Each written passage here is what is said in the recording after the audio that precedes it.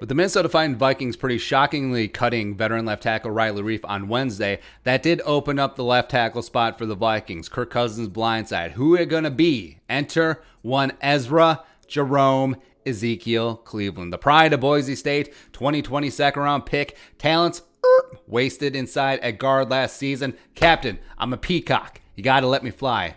Fly, Bronco. Fly. He's going to get it. It's officially Ezra Cleveland season on the Vikings at left tackle. Unless they do something awesome like, I don't know, taking all of Reiff's cap savings and then some and throwing it at Trent Williams, or drafting Christian Darrisaw at 14, or maybe Rashawn Slater falls, or if they do something stupid like move Brian O'Neill from right tackle, left tackle, hey, you have this really good young right tackle, and then you move him right before you have to pay him, increasing the price tag like $10 million per year. Actually, that would be a very Vikings thing to do, and it's probably going to happen. So let us reintroduce the pride of Boise State, Ezra Cleveland. 6'6", 311, redshirt junior. Originally was a three-star recruit from Bethel High School in Spanaway, Washington, part of the historic Boise State 2016 class. Started 40 games for the Broncos over the next 3 seasons, 2017-2019. Led the way for Alexander Madison's 1,086-yard rushing, 12-touchdown season 2017. Led the way for Alexander Madison's 1,415-yard rushing season and 17-touchdown 2018. And then Madison was a third-round pick for the Vikings in 2019. Played 973 snaps as a junior in 2019, posted an 86 PFF grade, allowed only 13 pressures and 3 sacks on 502 pass blocking reps, but was hampered by a toe injury all year, so that has to be taken into account. Combine-wise, super freaky. Like, if you almost take up the entire circle of the spider chart, it's pretty good. Tall, long, lean, very much the Brian O'Neill of the 2020 NFL draft, just like Sam Cosmi of Texas is the Brian O'Neill and Ezra Cleveland of 2021.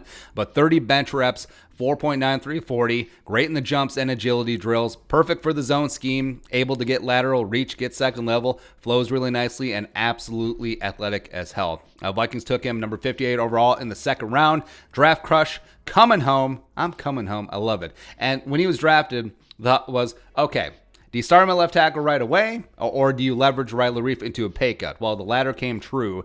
And also, Ezra was behind the 8 ball because small school guy, Boise State to the National Football League, but also because of COVID, no rookie camps, no OTAs, no mini camps, no preseason games, limited training camps. So having him start right away probably wasn't going to happen. But then you saw who they rolled out there. So the Vikings started the year with Dakota Dozier at left guard and Pat Elflein starting at right guard, just having the job handed to him. Then Samia came in, Drew Samia, after Elflein's mysterious practice injury after 1 week. Then Drew Samia was the worst guard in the National Football League, perhaps in history. And then finally, it was Ezra time week 6 versus the Falcons after Samia also suffered a mysterious practice injury.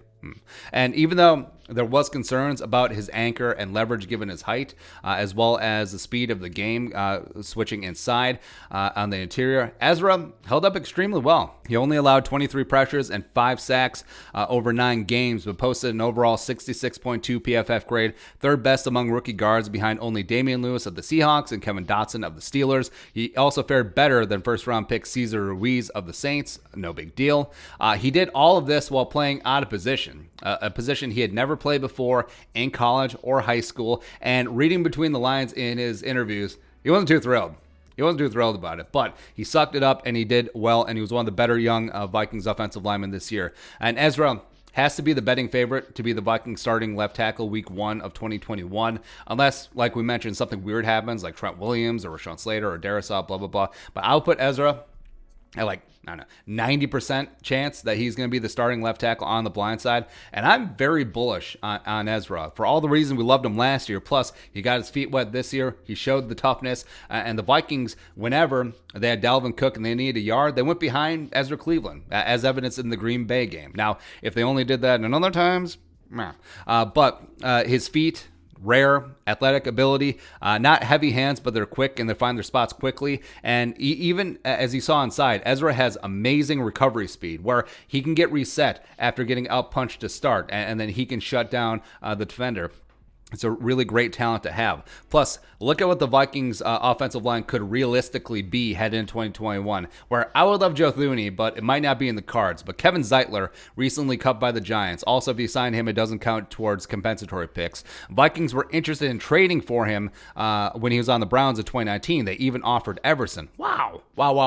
Then Landon Dickerson from Bama, can play all positions, can play all schemes, just a tough, hard-nosed kid, a great leader as well. Get him if you trade down from the first or trade up in the second to cover for Bradbury, start him at guard for a year, or hell, just take Dickerson to 14. I don't even care.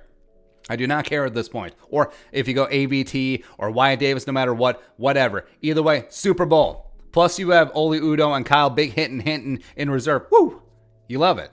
You love it. Like I said, I would have been fine with Riley Reiff back on the cheap. I think he had his best season of his career last year and would have been all for it. But it wasn't in the cards, and I think him and his agent saw what he could get in free agency, even though the salary cap is going to be depressed. But it would have been nice, one less hole to fill in the offensive line. But the Vikings have some cap space now. They can clear a lot more. They have 12 draft picks, including 6 in the 3rd and 4th rounds. So they can fill a lot of needs on the offensive line. But that's beside the point. It is Ezra friggin' Cleveland time at left tackle. Major draft crush of mine. Finally get to see him in his natural environment. Actually get to see him use the way that he should be, because I think the Vikings misused him all last year. But I get it. You're trying to get your best 5 out on the field, sure. But then if they're going by that, why was Dozier out there?